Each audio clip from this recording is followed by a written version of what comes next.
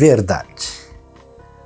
Uma grande crise que está presente numa sociedade que perdeu a sua esperança é que ela deixa de acreditar que seja possível ter acesso à verdade. É de fato claro que a realidade é complexa, nós temos muitos elementos para serem entendidos e explicados, mas infelizmente, diante do mistério da vida, algumas pessoas perdem a esperança sem conseguir conectar uma parte com outra.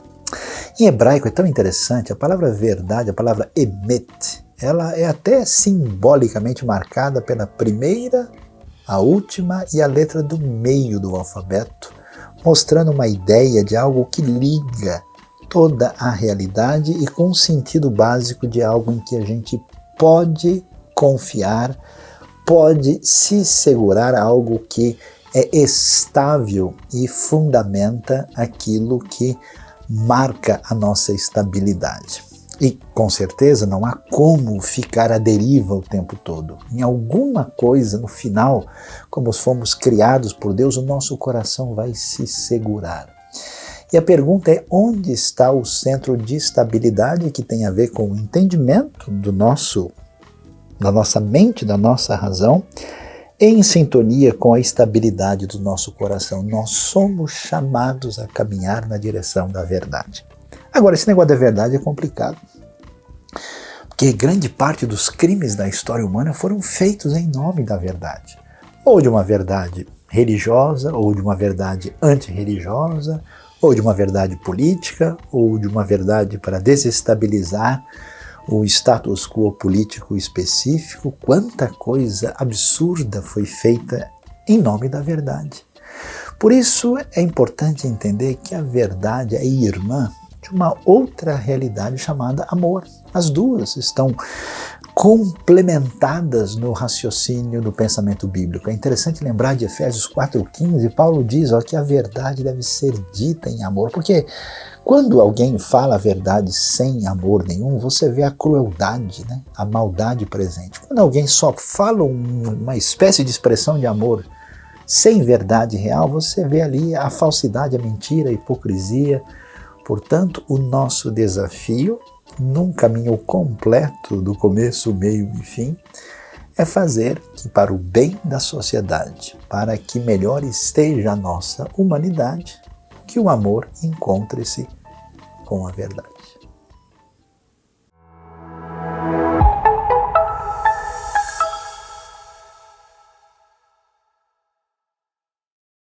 Que prazer e que privilégio estarmos aqui virtualmente reunidos como comunidade e como o reino de Deus.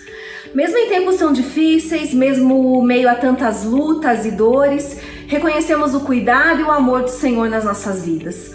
Amor esse que é incondicional, que é gratuito, que é puro, que nos completa e que até mesmo é inexplicável aos olhos humanos. Hoje vamos cantar uma canção que diz que nunca vi amor igual. Se Ele foi capaz de me amar assim, como um pecador entregue ao mal, não poderia mais viver só para mim.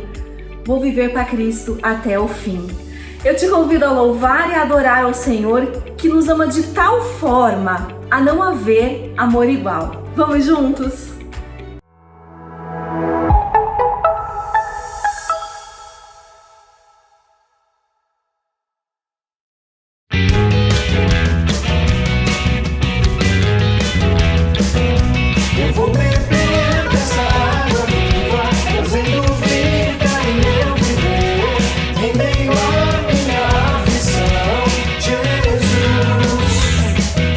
Quando me sinto vazio e seco,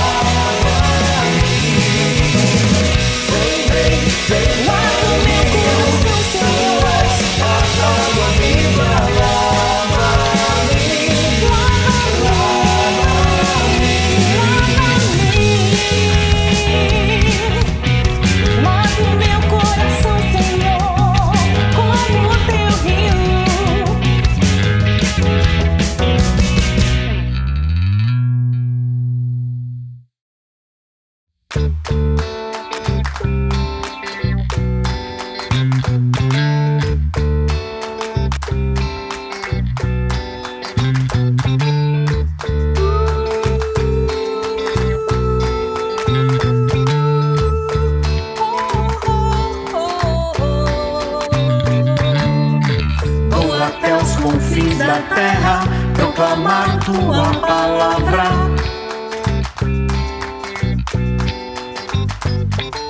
Anunciar o amor de quem morreu e se entregou por mim. Se ele foi capaz de me amar assim, como um pecador entregue ao mal, não poderia mais viver só para mim, vou viver pra Cristo até o fim. Vou viver pra glorificar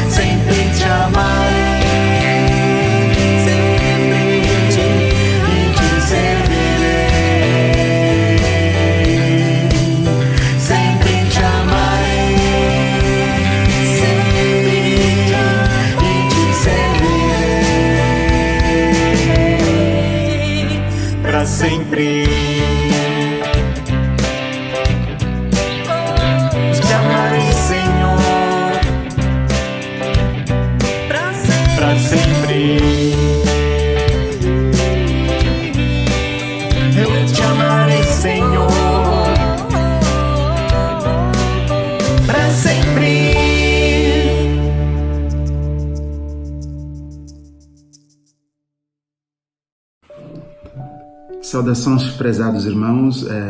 Quero compartilhar aqui a situação de Moçambique de 2017. Tem tido ataques do terrorismo islâmico chamado El-Shabaab. Nos últimos anos a situação está terrível e um fato aconteceu há semanas, onde uma jovem de 20 anos ficou refém dos terroristas junto com outras 12 mulheres. E depois de caminhar 2 dias, quando um dos terroristas se feriu, pediram às mulheres que ficassem até que voltassem. E nesse momento elas fugiram.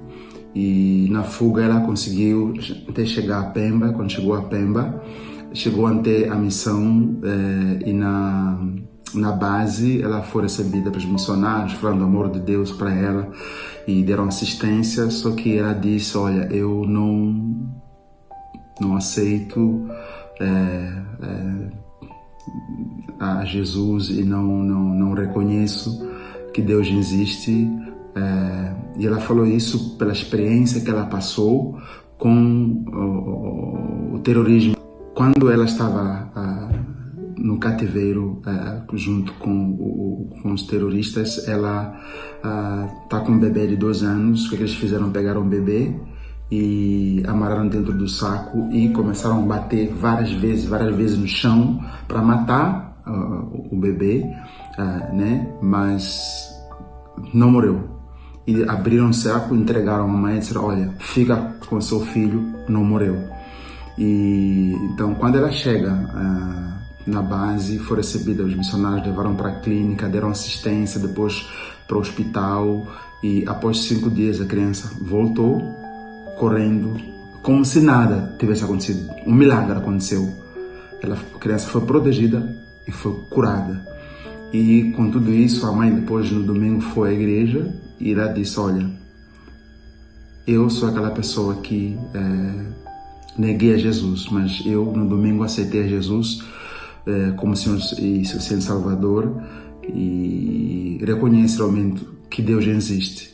Então, irmãos, eu quero dizer que apesar de todas as atrocidades que os terroristas têm feito, criado pânico, Deus tem agido com poder e tocado vidas, como esta jovem mãe de 20 anos já aceitou a Jesus. E quero agradecer pelas orações, continue orando por nós para que Deus toque vidas da maneira como Deus tem feito. Amém. Olá pessoal, tudo bem? Eu me chamo Josué, eu sou diretor do projeto social Um Novo Amanhecer. Quero agradecer a cada um de vocês que tem orado pela nossa igreja, pelo nosso projeto, tá bom? Eu também quero convidar vocês nesse momento a orar. A orar pelo nosso país, a orar pelo país inteiro da Ucrânia, pelo mundo inteiro que está em guerra e pelas crianças também do nosso país. Eu queria convidar você também a colocar os seus pedidos de oração nesse momento para que a gente possa interceder também por vocês. Então eu convido vocês a orar. Deus, eu quero te agradecer por tudo que o Senhor tem feito por nós, Senhor. Quero te agradecer, Pai, por ter enviado o seu Filho Jesus a morrer na cruz por nós e ao 3º dia ressuscitar, Senhor. Pai, eu quero te agradecer porque o Senhor, Pai, nos deu a oportunidade de te seguir. Deus, eu quero interceder, Pai, primeiramente por nossa igreja. Obrigado, Senhor, por cada membro que faz parte da IBNU. Obrigado por cada membro que tem contribuído com a IBNU, Senhor, e acreditado em cada projeto que a IBNU tem feito, Senhor. Eu quero também te pedir, Pai, pelo nosso pastor, pelo Saião, eu quero te pedir, Pai, que o Senhor restabeleça, Pai, a saúde do teu filho. Eu quero te pedir isso, Pai, em nome do teu filho Jesus. Em nome de Jesus Cristo, Pai, que ele fique 100% para que ele possa continuar ministrando a tua palavra. Eu também quero te pedir por todo o país da Ucrânia, Senhor, que tem sido devastados com bombas em todos os lugares. Fome, várias coisas que tem passado ali. Quero te pedir pela população, também quero te pedir, Pai, pelos governantes e pelos missionários que estão ali dentro trabalhando, para que haja uma mudança ali naquele local. Quero te pedir, Pai, que o Senhor nos ajude a resgatar esses meninos do tráfico, do crime, da prostituição, das drogas, Senhor. O crime tem cada dia recrutado mais jovens, Senhor. E nós estamos ali guerreando, Pai, para arrancar, Pai, eles da mão dos traficantes, Pai. Nos ajuda, Pai. Pai, eu também quero te pedir por cada pessoa da IBNU agora que colocou seus propósitos, Pai, em oração. Quero te pedir que o Senhor guarde cada um deles e dê vitória, Senhor, tanto financeira, espiritual, conjugal, em todas as áreas, Pai. Eu te agradeço por esse momento. Em nome de Jesus, amém.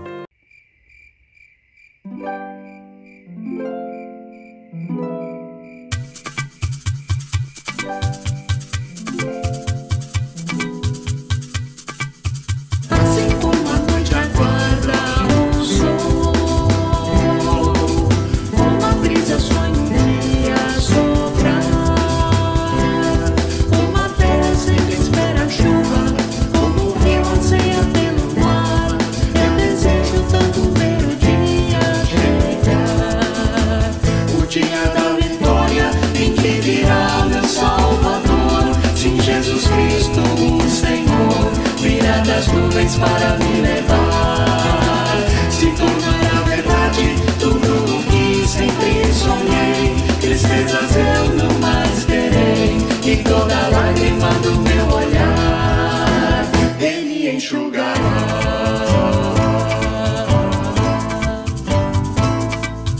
Braços levantados, livres do mal, igualdade e justiça haverá. Já não mais terá morte ou guerra, novo céu e uma nova terra. Eu desejo tanto ver o dia chegar, o dia da vitória em que virá meu Salvador. Sim, Jesus Cristo, o Senhor, virá nas nuvens para me levar. Se tornará verdade tudo o que sempre sonhei. Tristezas eu não mais terei, e toda lágrima do meu olhar Ele enxugará. O dia da vitória em que virá meu Salvador. Sim, Jesus Cristo, o Senhor, virá nas nuvens para me levar. Se tornará verdade tudo o que sempre sonhei. Tristezas eu não mais terei, e toda lágrima do seu olhar Ele enxugará. O dia da vitória em que virá meu Salvador. Sim, Jesus Cristo, o Senhor, virá nas nuvens para me levar. Se tornará verdade tudo o que sempre sonhei. Tristezas eu não mais terei, e toda lágrima do meu olhar Ele enxugará.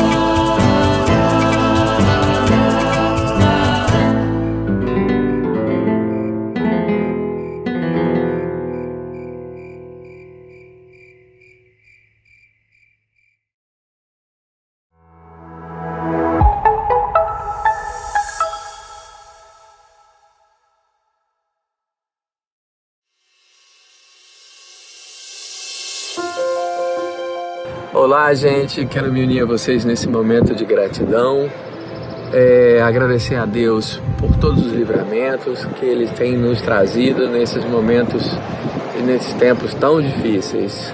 Agradecer à igreja, a IBNU, na pessoa do pastor Sayão, agradecer pelos ministérios que a igreja tem suportado, a todos os missionários, e agradecer por esse momento de celebração que está por vir. Que Deus os abençoe. Amém. Tchau. A IBNU tem buscado ser um canal de bênção, um canal de socorro e ajuda para quem realmente precisa, em momentos de necessidade. Nesse momento, nós temos vários projetos ativos em andamento, no Oriente Médio, na Ucrânia, ajudando as pessoas diretamente ali, até os refugiados, mas diretamente ali na guerra. Nós vamos mandar pessoas diretamente diretamente para lá. Nós temos na África, por exemplo, em Moçambique, também há um tipo de guerra, há ataques e nossos missionários estão lá.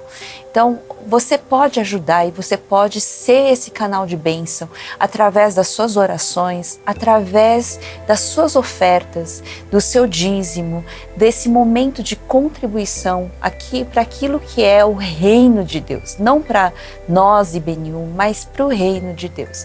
Então, faça parte. Participe agora através daquilo que Deus colocar no seu coração e seja bênção nesse momento tão difícil para tantos lugares que necessitam de você, necessitam daquilo que você tem para oferecer. Então, Deus abençoe a todos e vamos ter um momento de oração entregando, adorando a Deus através das nossas ofertas.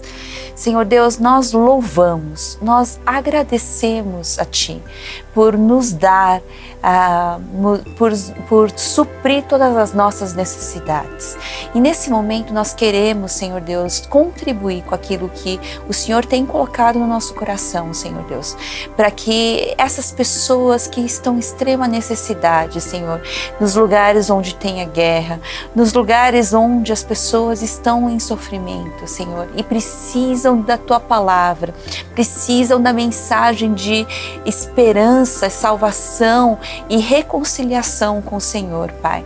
Que nesses lugares cheguem, Senhor Deus, aquilo que é o mais necessário. Senhor, nós entregamos não só a nossa oferta, mas entregamos a nossa vida, entregamos a nossa oração, Senhor, entregamos a Ti, porque o Senhor é o dono do ouro e da prata, o Senhor é o Senhor do universo, é aquele que sustenta a vida.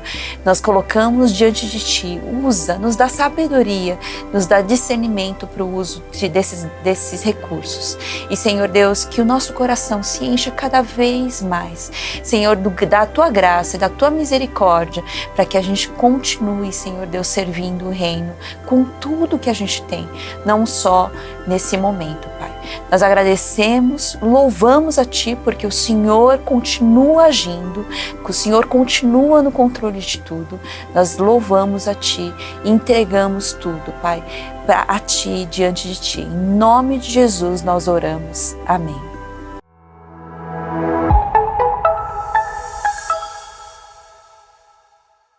Com alegria, neste novo dia, vamos refletir sobre a palavra de Deus. Eu peço que você concentre a sua atenção, abra o seu coração para acompanhar este momento de ensino, de meditação e de reflexão sobre a palavra de Deus. E hoje o nosso tema será sobre a questão da doutrina. Aliás, a festa da doutrina sempre me anima. Quem diria, né? Que coisa é essa de que festa tem a ver com doutrina? Onde, como, quando, por quê? Como é que é isso? Então eu convido todos a acompanharem a leitura de 1 Timóteo capítulo 3. Na verdade, vamos ler os versículos 14, 15 e 16. Eu vou ler aqui na Nova Versão Internacional e vocês podem me acompanhar. Escrevo-lhe estas coisas, embora espere ir vê-lo em breve. Mas se eu demorar, saiba como as pessoas devem comportar-se na casa de Deus, que é a igreja do Deus vivo, coluna e fundamento da verdade. Não há dúvida de que é grande o mistério da piedade. Deus foi manifestado em corpo, justificado no Espírito, visto pelos anjos, pregado entre as nações, crido no mundo, recebido na glória. Esse texto chama a nossa atenção porque nós temos aqui uma carta de Paulo ao seu filho na fé, Timóteo, que é líder, que é responsável ali, podemos dizer, o pastor da igreja em Éfeso. E é interessante observar isso porque, olhando para o ministério de Paulo, nós temos algumas cartas que são chamadas cartas pastorais, que são do período final do ministério de Paulo. Então, se você for olhar bem, né, nós temos aí o período das viagens missionárias de Paulo, que vão do ano 46 até o ano 57.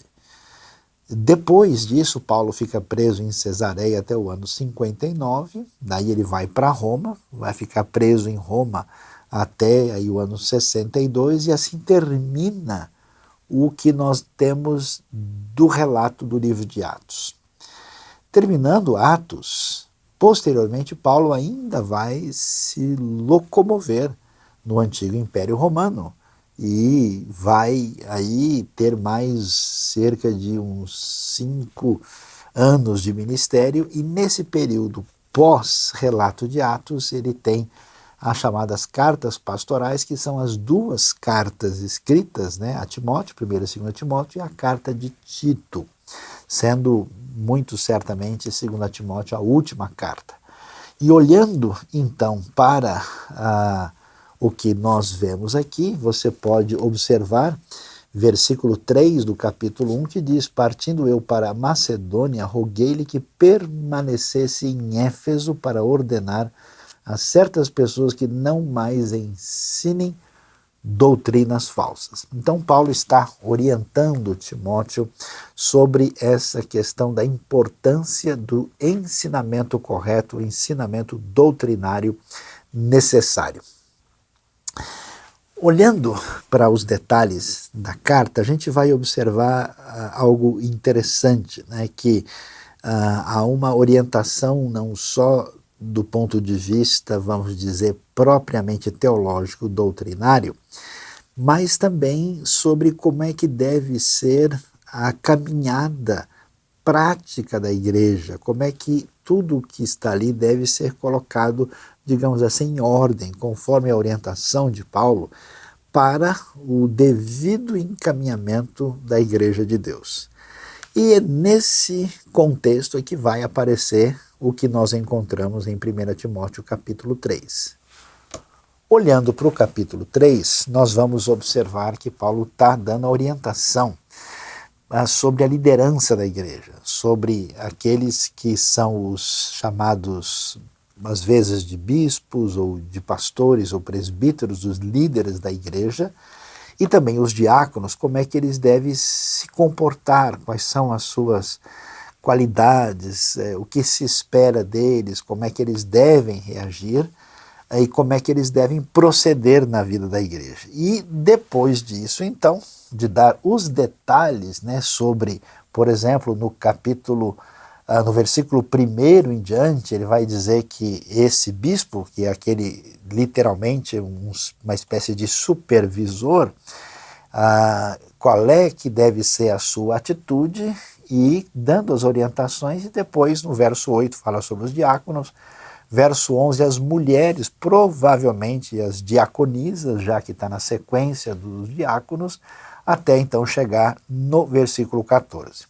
Agora é interessante que nós lemos o verso 14, mas eu faço questão agora de fazer a leitura pela clareza, porque alguns textos, ainda que na tradução estejam corretos, a clareza do texto, dependendo de como ele é apresentado, traz uma força muito nítida no entendimento da palavra. Então dê uma olhada, acompanhe comigo, como é que aparece na versão A Mensagem.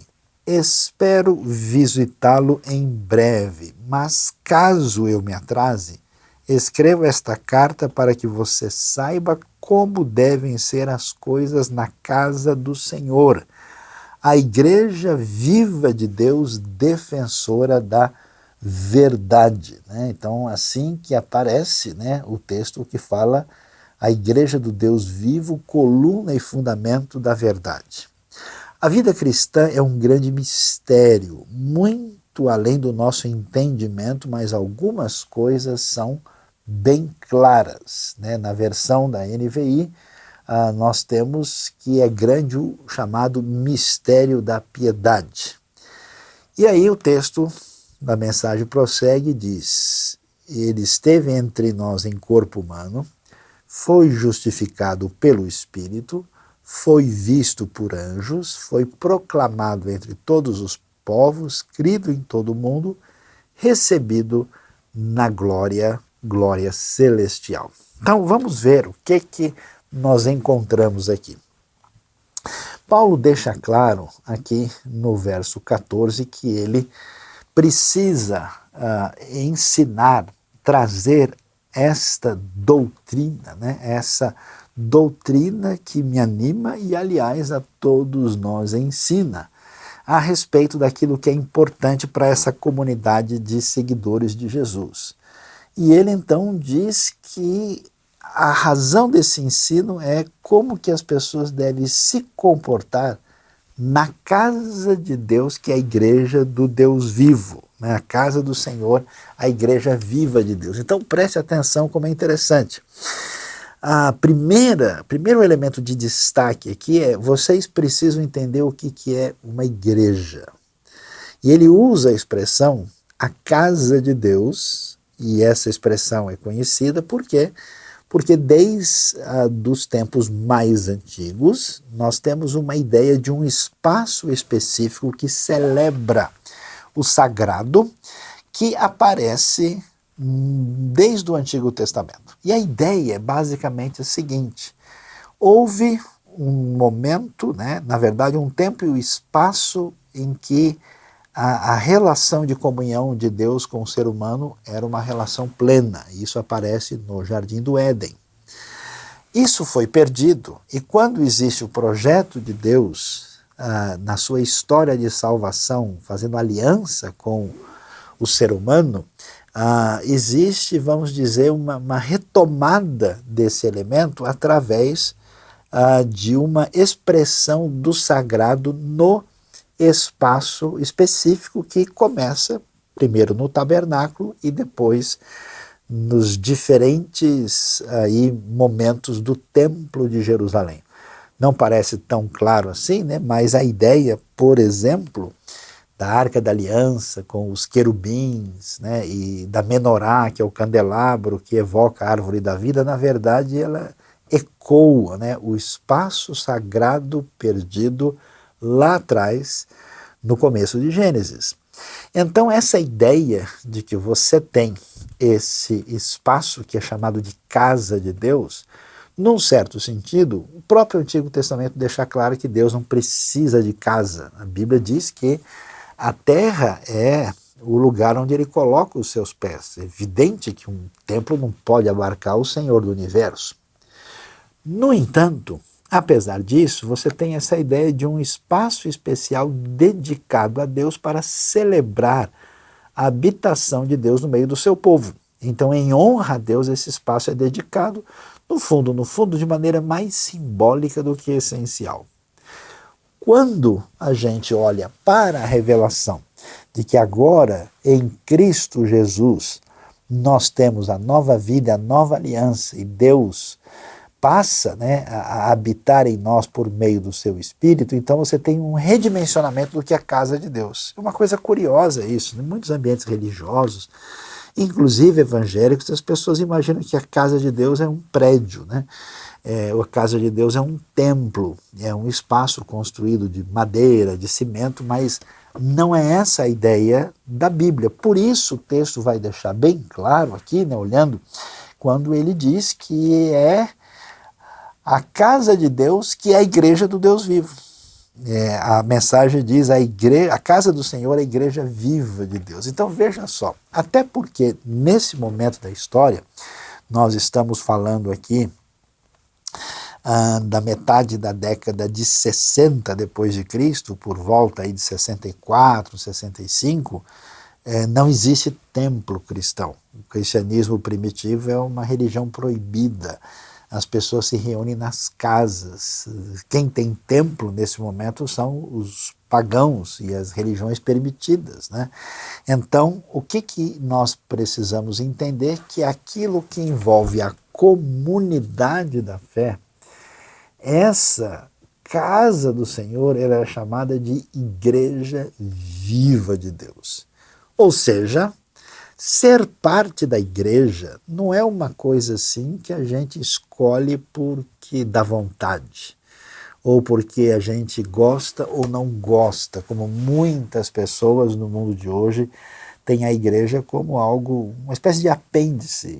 Alguns fazem até parte de maneira formal, alguns às vezes vão durante um tempo, outro tempo, quando não estão afim, deixam de ir, não tem noção do ensinamento da Bíblia, que às vezes a própria pessoa carrega, da importância da igreja de Deus. Essa igreja que é chamada aqui com muita clareza, né, de igreja do Deus vivo, né, para mostrar no ambiente de Éfeso. Imagine, Éfeso é o lugar onde tem o templo da Diana dos Efésios, né, um lugar de muito paganismo, de muita adoração da deusa ligada à fertilidade, né? A Ártemis ali, que é a própria Diana em grego. Aqui nós temos um Deus vivo, diferentemente dos ídolos pagãos que são mortos. Essa igreja é chamada aqui de coluna e fundamento da verdade, ou defensora da verdade, como diz a mensagem, ou aquele corpo que tem a prerrogativa de levar consigo aquilo que é a verdade de Deus. Então, isso é importante, porque muita gente entende a igreja de maneira equivocada. Para muitas pessoas, igreja é apenas um lugar de bons relacionamentos. Eu vou encontrar um amigo, a gente vai tomar um café, e a pessoa nunca se preocupa com o ensino bíblico. A pessoa não se importa com doutrina, ou até mesmo nem faz diferença entre uma heresia gritante e um ensinamento verdadeiro. Ele não se ocupa de estudar com atenção aquilo que é revelação de Deus. Tem um desprezo pela verdade.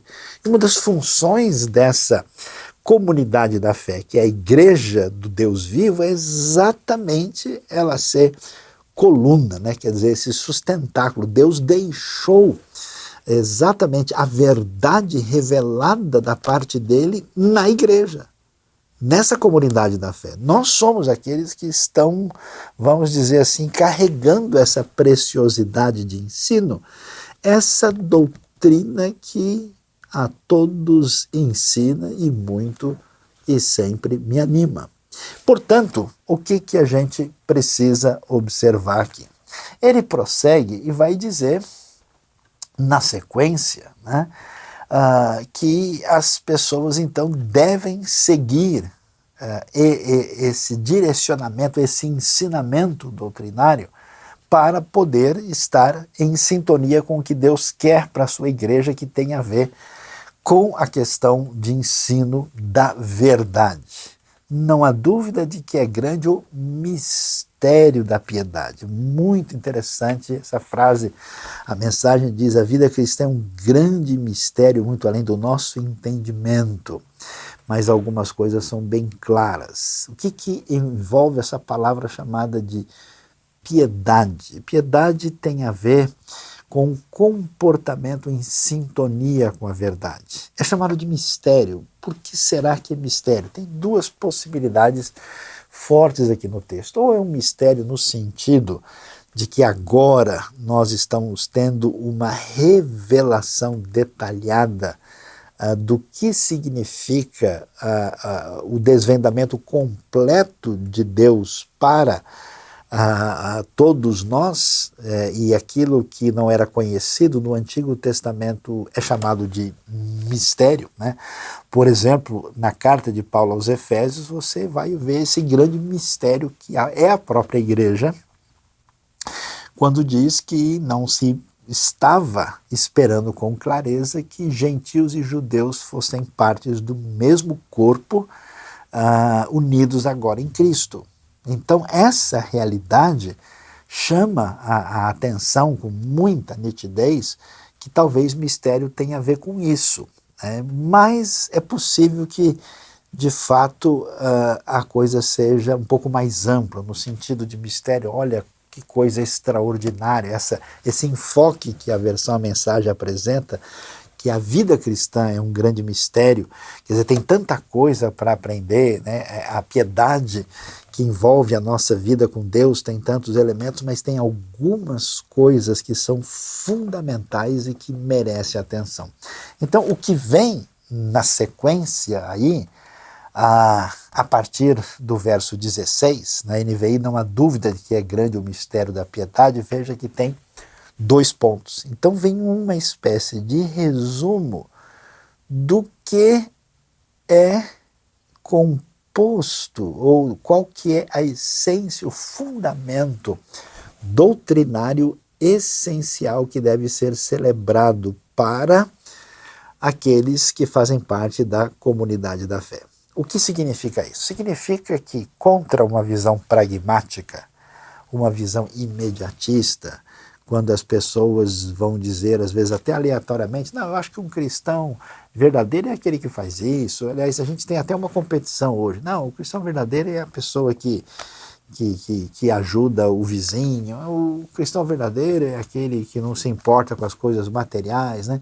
E cada pessoa, vamos dizer, defende uma certa bandeira, mas o ensino aqui é o seguinte, olha, na conduta desse povo de Deus, dessa igreja que tem a responsabilidade de administrar esse ensino da verdade, tem algumas coisas que são fundamentais e essenciais, das quais não podemos abrir mão. Isso significa, na prática, que se você não se importa com o ensino doutrinário, ensino bíblico claro e fundamental, você não está sendo um bom discípulo de Jesus e um bom cristão no sentido neotestamentário. Não adianta ter só boa vontade, não adianta contribuir financeiramente de vez em quando, não adianta simplesmente ser uma pessoa legal que gosta de estar junto com as pessoas nos momentos de comunhão, não adianta ser uma pessoa que inclusive gosta de participar em alguma atividade, é preciso ter conexão com o ensino da verdade. E é interessante ver aqui como isso aparece. É surpreendente. A Bíblia é surpreendente demais. Por quê? Porque nesse momento, quando vai se falar, podemos dizer assim, nessa declaração de fé, nesse pequeno, digamos assim, documento que é aí, né, uma espécie de como se fosse um pequeno concílio, né? Uma referência, a gente tem, por exemplo, né, aquilo que foi resultado do concílio de Nicéia, o concílio de Calcedônia, né, você tem o credo, a doutrina essencial que foi definida como referência da cristandade nos primeiros séculos. Aqui você tem algo desse tipo, só que, atenção, em forma de hino. É uma celebração, é um cântico. Alguns textos do Novo Testamento não está tão claro assim, são textos que na verdade são poesias que os estudiosos que avaliam a questão literária e técnica do grego do Novo Testamento sabem, identificam aí o que é chamado dos hinos da igreja primitiva. Então aqui, na verdade, você tem uma música. Aliás, que é interessante que essa música, inclusive, foi musicada, né? Aí, essa poesia foi musicada nos tempos modernos e ela faz todo sentido, porque é um hino cristológico onde você tem o encontro, né, daquilo que envolve essa adoração, envolve esse elemento cultico, envolve essa festa de celebração, é essa festa da doutrina que sempre me anima e a todos nós ensina. Vamos ver como é que aparece aí? O que é fundamental? Vocês, presbíteros, bispos, diáconos, diaconisas, vocês que servem, homens e mulheres na Igreja de Deus, que estão atuando, o que dá força, o que sustenta, quais são os elementos da verdade, dos quais a gente não abre mão, que são essenciais e fundamentais e devem ser celebrados. O primeiro deles aparece aqui, tradução da NVI: Deus foi manifestado em corpo. Muita gente conhece a tradução comum, aquele que foi manifestado na carne. A mensagem esteve entre nós em corpo humano. Aqui tem um pequeno probleminha de manuscritos, né? A palavra theos, grego, né? É traduzida, claro, por Deus, e tem o pronome hos, que pode ter uma ideia de ele ou aquele. Então, assim, se você coloca, né, o theos do lado do hos, você vai ver que no grego eles podem ser mais parecidos do que eu vi em português, Deus ou aquele que, ou ele, né? Isso pode ter dado uma pequena variação, o que mostra porque nós temos algumas versões seguindo uma forma do manuscrito e outras seguindo outra forma. O que não muda nada em termos de ensinamento, porque vai fazer referência a Cristo, né? Quer dizer, ele foi manifestado na carne, ou aquele que foi manifestado em corpo, né? Que mostra para nós que o primeiro elemento destacado aqui, ainda que aqui não queira ser, assim, vamos dizer, uma declaração teológica total, que envolva todos os elementos importantes da doutrina, todas as coisas cristológicas, ele celebra o que? A encarnação. Por que que nós podemos estar firmes? Por que que nós celebramos a fé? Por que que nós praticamos a missão? Por que que nós somos parte da igreja? Porque o Emanuel invadiu a história. Deus conosco, em Cristo Jesus, o mistério da encarnação. Quando a gente não entende isso, o nosso cristianismo está prejudicado. Não é possível ser verdadeiro cristão, aliás, sem entender essa base, que inclusive é a base da própria missão, né? Aquilo que a gente chama o Missio Dei. Deus resolveu entrar na história para trazer a redenção, o grande milagre tão cantado, por exemplo, no Natal, que é exatamente a realidade da encarnação. Encarnação, verdade celebrada no texto bíblico. Esse mesmo Cristo Jesus, Senhor da glória, nosso Messias, o Emanuel, ele foi justificado pelo Espírito ou no Espírito. Se você olhar para várias traduções diferentes, você vai encontrar essa possibilidade de no Espírito ou pelo Espírito. E tem mais, às vezes tem versões que colocam Espírito minúsculo. É muito mais razoável, faz todo sentido, entender que aqui é Espírito maiúsculo. E a ideia de ser justificado pelo Espírito no Espírito, é claro que Jesus não precisava ser justificado no sentido de alguém que precisava algum tipo de justificação. Algumas versões trazem vindicado. A ideia é que tudo que Jesus fez no seu ministério foi devidamente aprovado pelo Espírito. Aquilo que aconteceu debaixo dessa supervisão do Espírito que, vamos assim dizer, bate o selo completo de confirmação de que tudo isso aconteceu pelo poder do Espírito de Deus. Então, não só nós temos a importância da encarnação, mas de que o ministério de Jesus não foi simplesmente um líder importante do seu tempo, não foi simplesmente um ativista político, ele não foi simplesmente um profeta a mais, Jesus não era simplesmente um homem de paz, ele não, tudo o que ele fez foi sob essa administração, supervisão, reconhecimento, aprovação do Espírito de Deus. Você vê no próprio batismo de Jesus, né? Não só desde o início, Jesus é concebido pelo Espírito Santo, mas ele é dirigido pelo Espírito até mesmo quando ele vai ser tentado pelo diabo no deserto. Então, mostrando aí a realidade do agir do Espírito e a sua aprovação do ministério de Jesus. Em seguida, o texto diz, foi visto pelos anjos, ou visto por anjos. O texto, inclusive, vai trazer isso, né?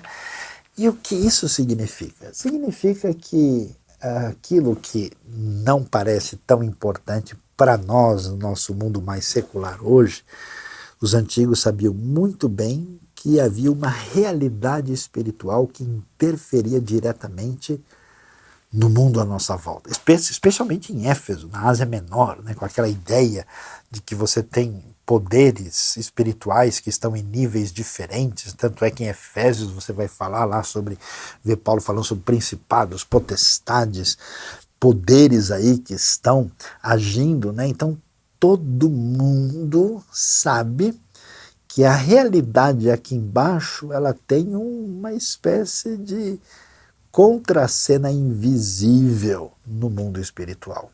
E o que a gente observa aqui?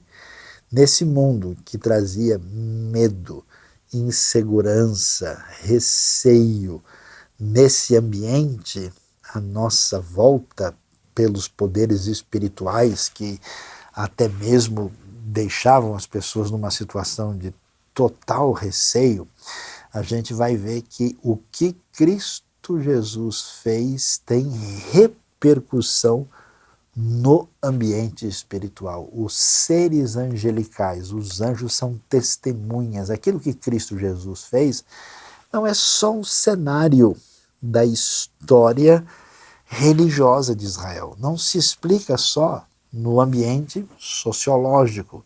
Não é apenas uma realidade que a gente entende no ambiente político romano. Não.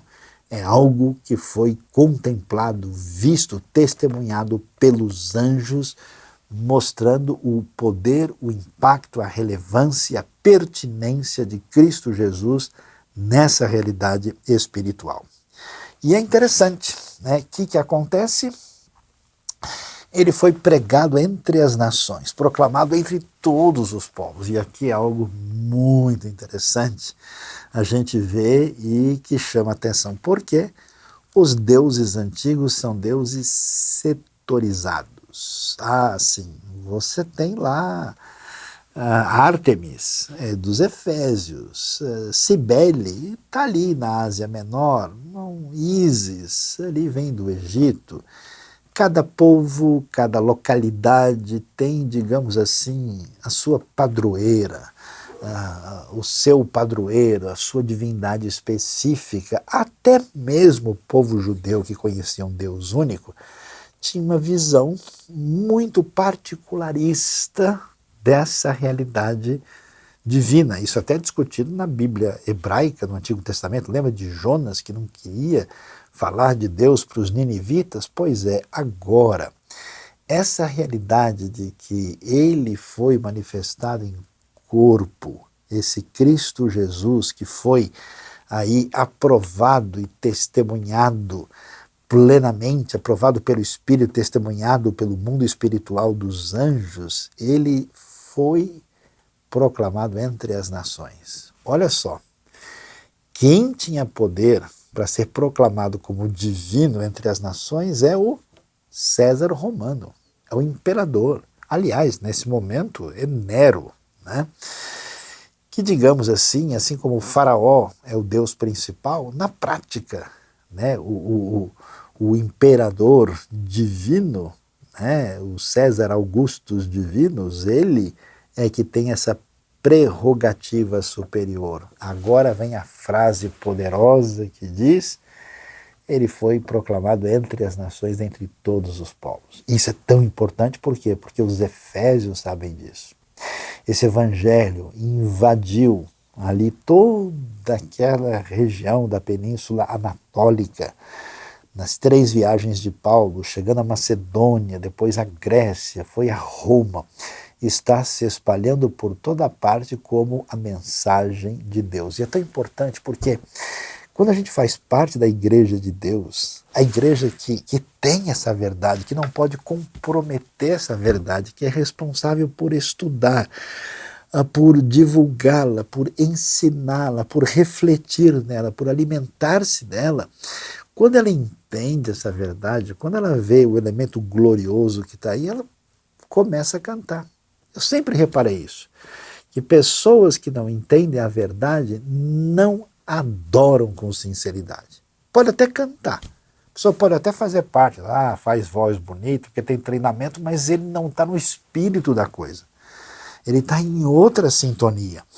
E aqui, o que a gente celebra? Não só o fato de que Cristo Jesus é o Emanuel, é aquele que encarnou entre nós, é Deus entre nós, que ele foi comprovado aí pelo Espírito, ele foi contemplado pelos anjos e agora ele está atingindo todas as nações. Você já imaginou que coisa de louco? Que é o ensino de um rabino humilde, simples, rejeitado, na beira do mar da Galileia, que agora se espalha por todo o mundo e atinge toda a parte, e aliás, continua crescendo até atingir todas as nações da terra, todas as etnias, todos os povos.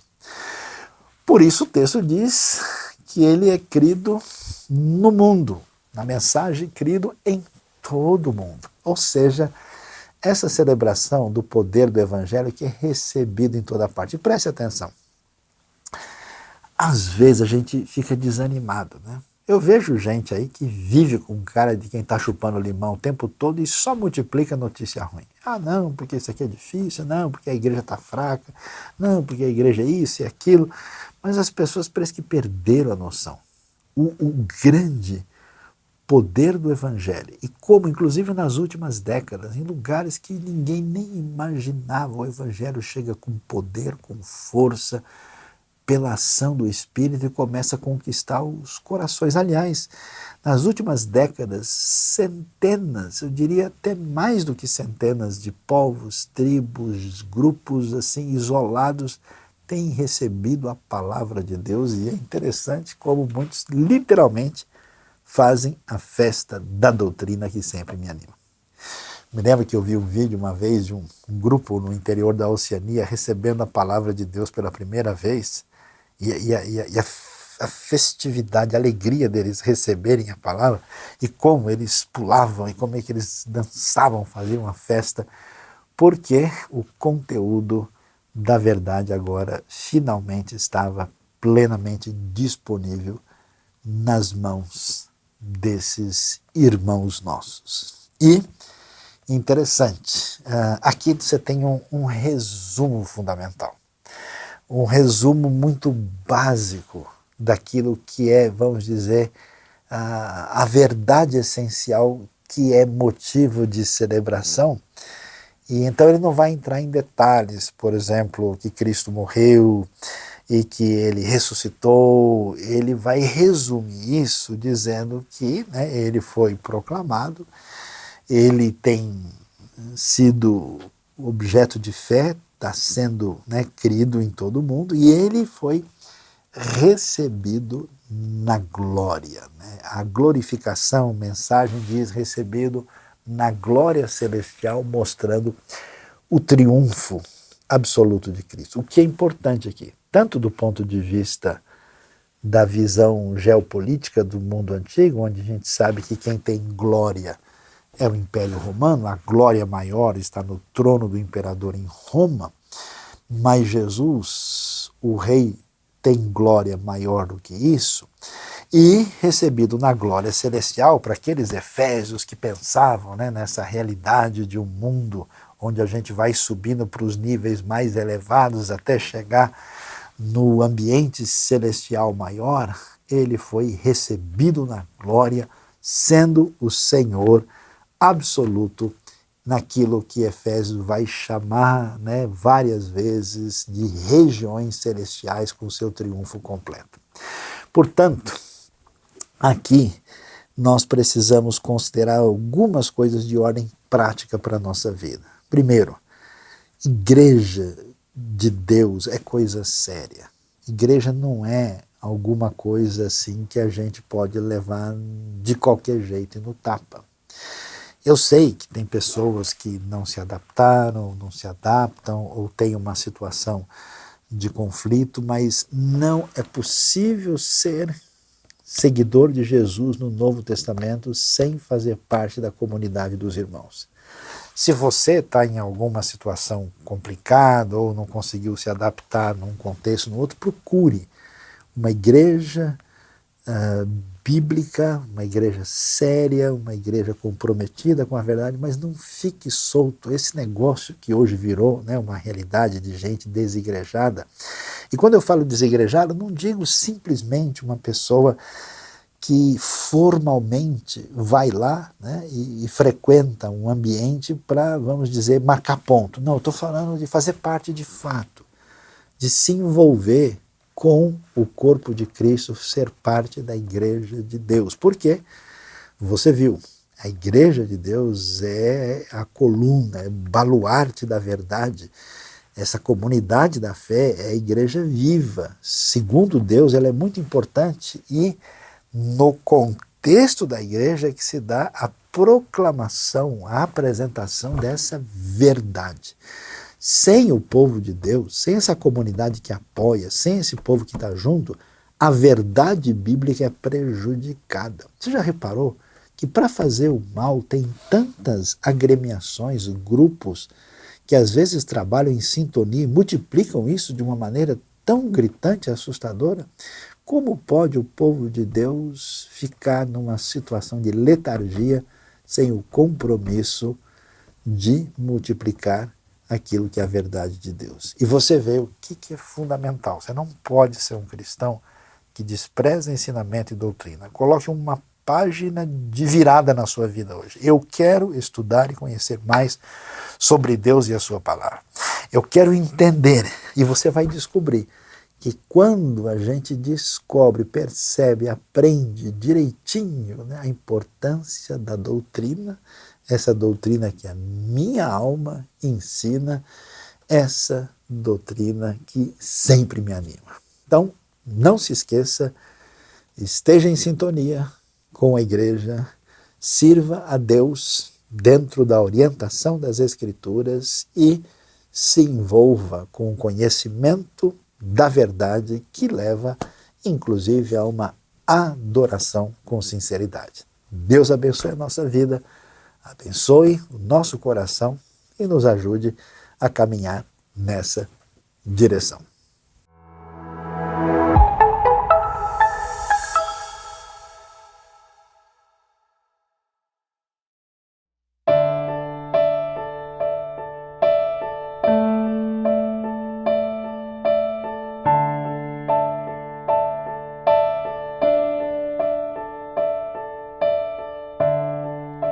Quem é que anda sobre o mar e acalma o temporal, que alimenta a multidão e cura dor no mal? Tu que és eterno Criador, glorioso, santo e rei de amor, quem é maior que os medos meus e em tudo satisfaz, que no deserto faz chover, o príncipe da paz. Tu que reinas no meu coração, és o alvo da minha paixão. Na cruz amaste a mim e foste até o fim, Cordeiro que foi morto, Filho de Deus, mas não ficaste ali, provaste que és Senhor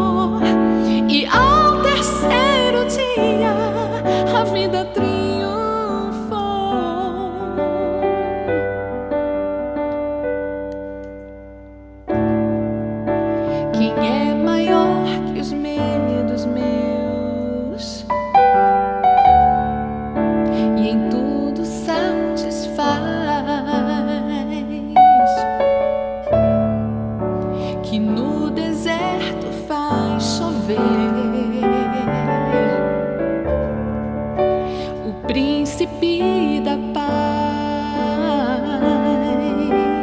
tu que reinas no meu coração, és o alvo da minha paixão.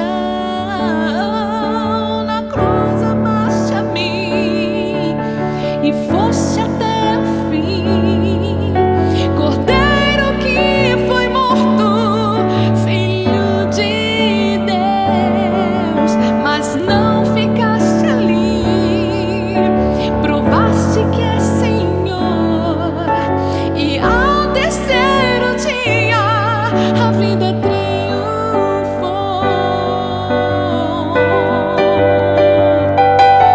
Não passes de mim, não passes de mim, porque a minha alma te deseja. Não passes de mim, não passes de mim, porque a minha alma te deseja.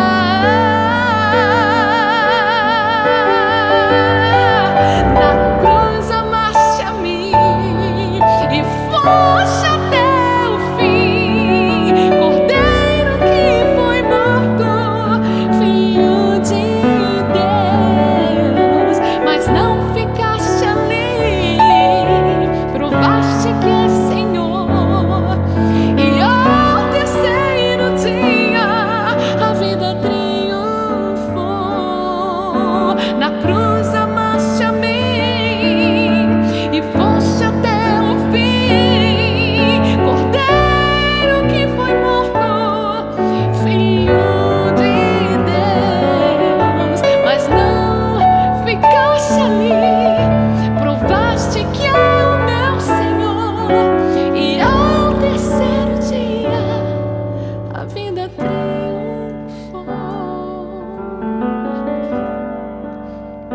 A vida triunfou,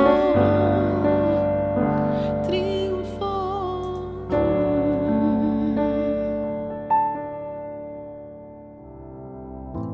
Esse é o momento em que nós, como comunidade, ainda que estejamos distantes fisicamente, mas unidos em um só espírito, partilharemos dos elementos que relembram o sacrifício e a morte de Jesus por nós. E o texto de Marcos, capítulo 14, nos apresenta resumidamente o que Jesus quis ensinar com os elementos que estavam presentes ali naquela ceia, na última ceia que ele teve com os seus discípulos. A partir do verso 22, o texto vai nos dizer que enquanto eles comiam, Jesus tomou o pão e deu graças, partiu-o e deu aos seus discípulos, dizendo: tomem, isto é o meu corpo. E em seguida ele tomou o cálice, deu graças, ofereceu aos discípulos e todos beberam. E ele lhes disse: isso é o meu sangue, o sangue da aliança, que é derramado em favor de muitos. Eu lhes afirmo que não beberei outra vez do fruto da videira, até aquele dia em que beberei o vinho novo no reino de Deus. E o texto termina dizendo que depois de terem cantado um hino, saíram para o Monte das Oliveiras, local onde Jesus foi enfrentar o seu martírio. Nesse momento nós vamos partilhar aqui do pão e do vinho, relembrando o corpo e o sangue de Cristo Jesus derramado por nós, e nós fazemos isso em comunidade. O apóstolo Paulo ainda acrescenta que quando nós fazemos isso, nós anunciamos a morte de Cristo Jesus até que ele venha, até que todos nós estejamos com ele bebendo desse vinho novo no reino de Deus. Então, nesse momento eu convido você a pegar o pão e também pegar o seu vinho. Nós vamos orar, nós vamos agradecer a Deus por tamanho sacrifício do seu Filho que nos redime, e depois nós vamos juntos participar desse momento. Pai, nós te damos graças pelo teu Filho amado Jesus Cristo. Nós te damos graças por esse sacrifício redentor, esse sacrifício que substitui a minha posição e a posição de tantas pessoas que deveriam morrer pelos nossos próprios pecados, mas Jesus se colocou em nosso lugar e morreu por nós, sacrificando-se para nos purificar de todo pecado. Por isso nós te louvamos e queremos, Senhor, anunciar a todas as pessoas a morte de Cristo Jesus, a morte redentora de Cristo Jesus, para que elas também possam entender a sua posição de pecadores, entender a sua necessidade de restauração e de salvação e virem a reconhecer que Cristo é suficiente para a nossa salvação. Por isso, Senhor, partilhamos agora do pão e do vinho, relembrando o sacrifício de Cristo Jesus por nós. E fazemos isso com um coração cheio de gratidão. Em nome de Cristo Jesus. Amém. Participemos todos do pão e do vinho.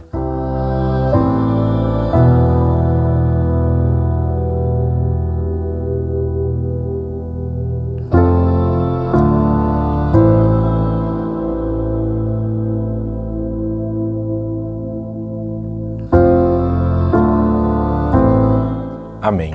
Que Deus os abençoe.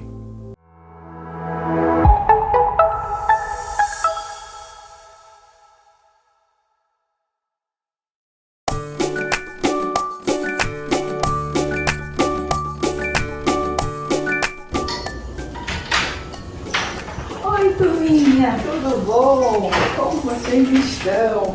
Olha, eu acabei de vir da feira e comprei umas frutinhas bem gostosas, olha só. E vocês sabem, crianças, que quando eu estava comprando essas frutas, eu pensei numa coisa muito interessante. Eu estava reparando como cada fruta, ela tem um jeito especial, tão bonito. Olha essa penca de banana, bem amarelinha, chega, tá cheirosa. Que delícia! E aí eu fui reparando no jeito de cada fruta. Ó, goiaba, deixa eu botar aqui para não cair. Vou arrumar aqui minha fruteira com vocês. Minhas goiabinhas. Eu tava vendo a manga. Ai, como a manga é cheirosa também, não é mesmo? Ó, a manga bem docinha. Como eu gosto de uma manguinha. Nós temos as peras. Olha como é uma pera. Tão bonita, não é? Vou botar minha pera aqui. Além da pera, nós temos também, olha só, essa outra fruta que eu trouxe. Eu gosto muito dessa daqui, é tão diferente. O kiwi. O kiwi, ele é todo assim, macio, como se tivesse uns pelinhos, né? E por dentro bem verdinho, com os caroços pequenininhos. Os limõezinhos, gostoso para fazer um suco, muito bom, né? Vou botar o limão aqui. E nós temos até mesmo o abacaxi. O abacaxi tem que ter um pouquinho de cuidado, que às vezes ele espeta, né? Mas eu já tirei a coroa dele, vou colocar ele aqui do lado, porque o abacaxi é muito grandão. Mas vocês sabem, crianças, que eu estava pensando, vendo todas as minhas frutas, como cada uma de um jeitinho especial. Mas quando a gente corta elas e coloca numa tigela bem grandona e come todas juntas, fica tão gostoso, né? Uma salada de frutas, é uma delícia. E vocês sabem, crianças, quando eu estava vendo todas essas frutas juntas também, eu parei para pensar como, quando Deus criou cada um de nós, Ele nos criou de um modo único e especial. Cada um de um jeitinho. Uns mais azedinhos, mas tudo bem, não tem problema não. Mas cada um de um modo especial também. Igual o Salmo 139, 14 que a gente estava aprendendo, né? Eu te louvo, Senhor, porque me criaste de modo especial e admirável. Suas obras são maravilhosas. Disto eu tenho certeza. E sabe outra coisa que eu pensei também? Na Bíblia tem várias histórias, não é? Muitas delas são bem conhecidas pela gente. Mas tem uma história que eu acho que talvez vocês não conheçam, não. Vocês já ouviram falar de Lídia? Já ouviu? Quem não ouviu, preste atenção agora. Nós vamos conhecer um pouquinho a história de Lídia. Uma vez, Paulo, vamos fingir que esse abacaxi é Paulo. Paulo, ele tinha ido, ele passava em várias cidades, né? Falando o que Jesus havia feito na vida dele, compartilhando do amor de Deus. Um dia, Paulo chegou nessa cidade chamada Filipe. E aí, Paulo parou perto de várias pessoas. Vamos fingir que essas frutinhas são as pessoas. E Paulo estava falando do Evangelho e de tudo que Jesus havia feito na vida dele para essas pessoas. E lá, no meio daquela multidão de pessoas, existia uma mulher. Vamos fazer uma carinha nela, né? Pra ficar mais legal. Tchan! Existia uma mulher chamada Lídia. E aí, crianças, Lídia estava lá ouvindo atentamente tudo o que Paulo estava ensinando para ela lá na multidão. Ela estava só reparando tudo o que Paulo estava ensinando, prestando atenção. E aí, o coração dela foi tocado por aquela mensagem. Ela teve a vida transformada e ela realmente teve seus olhos abertos, assim, enxergou tudo o que Jesus representava. No final, Lídia foi lá conversar com Paulo, os outros discípulos de Jesus que estavam lá também. E eles começaram a conversar e Lídia falou para eles o que tinha acontecido no coração dela, na vida dela, com aquela mensagem que Paulo estava falando. E aí, não só isso, Lídia falou assim: então agora vai todo mundo lá para casa. E Lídia levou os discípulos lá para casa, levou Paulo lá para casa dela, recebeu todos eles muito bem. E vocês sabem, crianças, Lídia ela tinha um dom, um talento, uma coisa que ela sabia fazer muito bem, que era receber as pessoas na casa dela. Isso se chama dom da hospitalidade. É quando você consegue receber as pessoas na sua casa, fazer essas pessoas se sentirem bem. E Lídia, ela tinha esse talento. E vocês sabem, ela não só tinha esse talento, como ela quis usá-lo logo. Ela ouviu aquela mensagem, teve sua vida transformada e já quis usar os dons que Deus tinha dado para ela. Quando Deus formou Lídia, Ele formou ela de um modo único e especial. As suas obras na vida de Lídia foram admiráveis. E quando Deus formou Lídia com seus talentos e seu jeitinho de ser, Ele fez com que ela tivesse facilidade com isso e ela usou isso para o bem. Ela usou isso para ajudar as pessoas, para abençoar as pessoas. E aí eu paro para pensar, o que você tem de um talento especial? O que você gosta de fazer, você sabe fazer muito bem? Você tem usado isso para o bem? Você tem usado isso para fazer diferença na vida de alguém? Eu convido vocês hoje a não apenas lembrarem que Deus nos criou de um jeito único, especial, tão maravilhoso, mas lembrarem também que Deus nos deu talentos especiais e que nós temos que usar esse talento para abençoar todo mundo que está ao nosso redor. Então, crianças, parem para pensar hoje no talento que Deus tem te dado, aquilo que você sabe fazer e como você pode ajudar alguém com isso.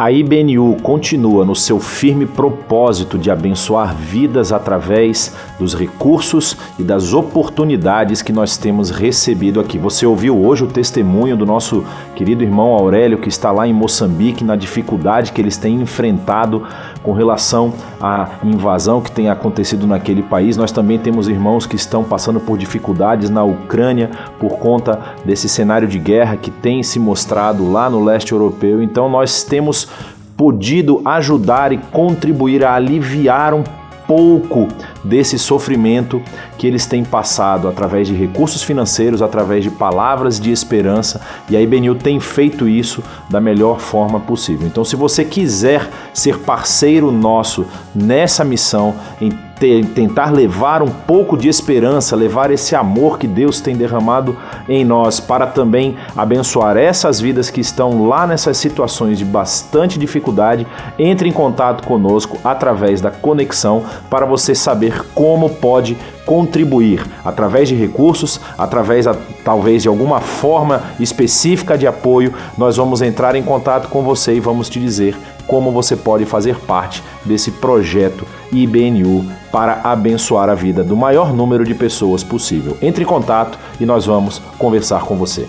Próximo domingo, 27 de março, às 10h30 da manhã, nós teremos a nossa celebração presencial lá no WTC aqui em São Paulo. e nessa celebração nós vamos ter a nossa ceia memorial na celebração presencial. Então nós hoje tivemos um momento onde pudemos, ainda que afastados, né, nesse mesmo espírito de união e de gratidão a Deus pelo sacrifício do seu Filho, ter um momento de relembrar com os elementos, com o pão e com o vinho, o que Jesus fez por nós, mas no domingo que vem nós também teremos essa oportunidade agora em conjunto, presencialmente, todos lá no WTC às 10h30. Então, se você estiver aqui em São Paulo, se você quiser participar conosco, não deixe de estar lá domingo que vem às 10h30 no WTC para termos a nossa celebração da ceia memorial, a ceia do nosso Senhor. Te vejo lá. Mais uma vez queremos agradecer a sua participação aqui conosco na nossa celebração online, essa celebração que tem o objetivo de levar uma porção da palavra do Senhor para a sua casa, para a sua vida, e também ter esses momentos aí de comunhão, de cantarmos, de podermos ouvir testemunhos, de saber o que tem acontecido em tantos lugares do mundo e como a IBNU tem sido usada por Deus para abençoar as vidas das pessoas que nós temos alcançado.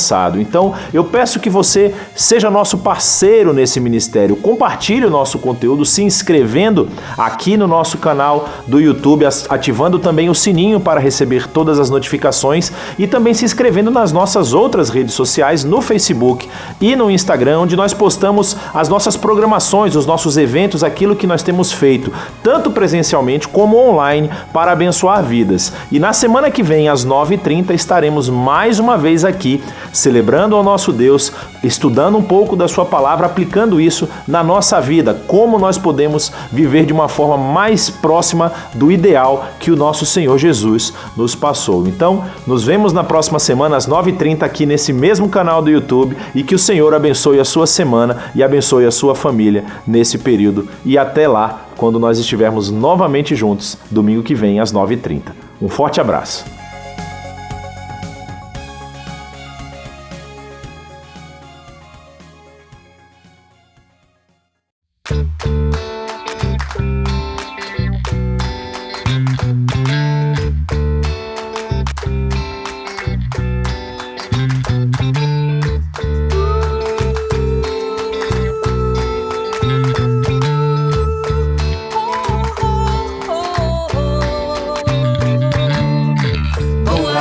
Confins da terra, proclamar tua palavra.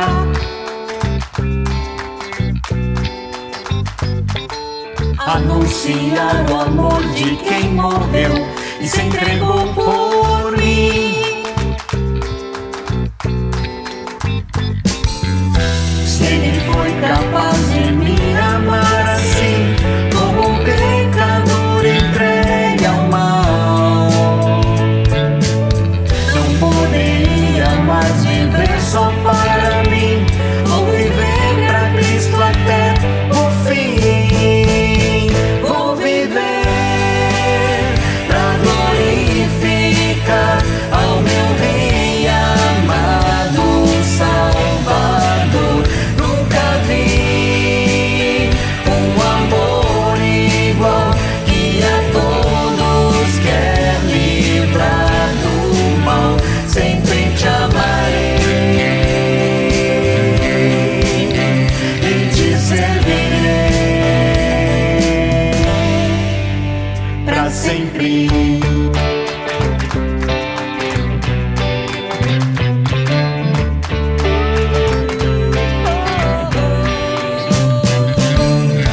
Vou até os confins da terra, proclamar tua palavra.